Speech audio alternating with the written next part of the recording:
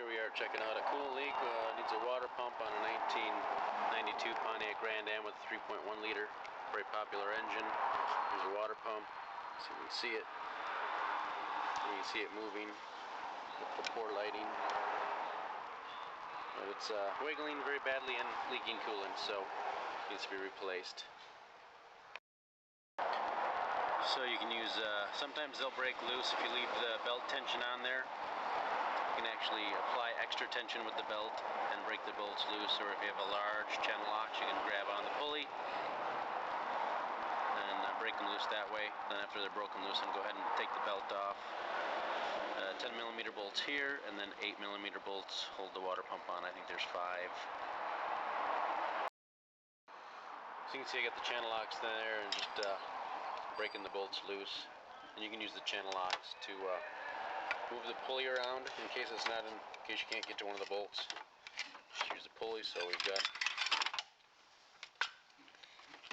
got them all loose. Then we'll get down to the tensioner and get the belt off. So I actually have my 1-inch wrench, open-ended wrench on the end of the timing belt, or my 1-inch wrench on the end of the tensioner. Just gonna lift up. It will work.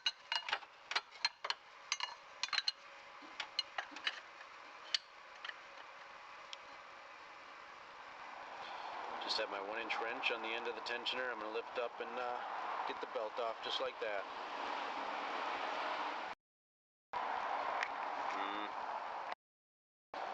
So we loosened up the bolts. I got my 1-inch wrench on the tensioner, just pulling it back. Now I'm going to actually just take the bolts out of the water pump pulley by hand. And I'll take the pulley off. And then we'll release the tensioner.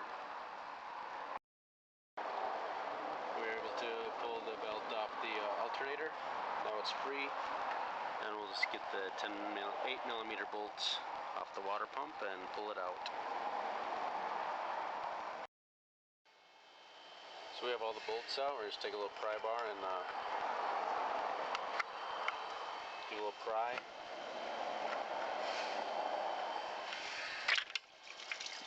We have our drain pan is underneath there, so we're catching hopefully quite a bit of the coolant.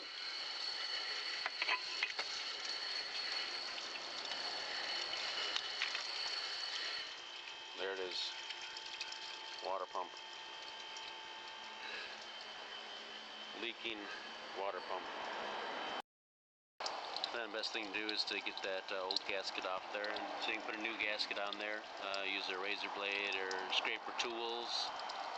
Or if you have air tools, you can put like a wire brush on there and on your tool and wire brush it away. They have a chemical gasket spray you can spray on there, so there's all kinds of options. The very, very last option that you could do to be cheap and don't recommend it is to silicone. Just use silicone on the new pump and slap it on there. But it should clean it up, and that's what we'll do. And reverse procedure to install. And the holes are offset on this, so if the gasket goes on only one way, so you have to flip it and spin it a few times to get it to match up.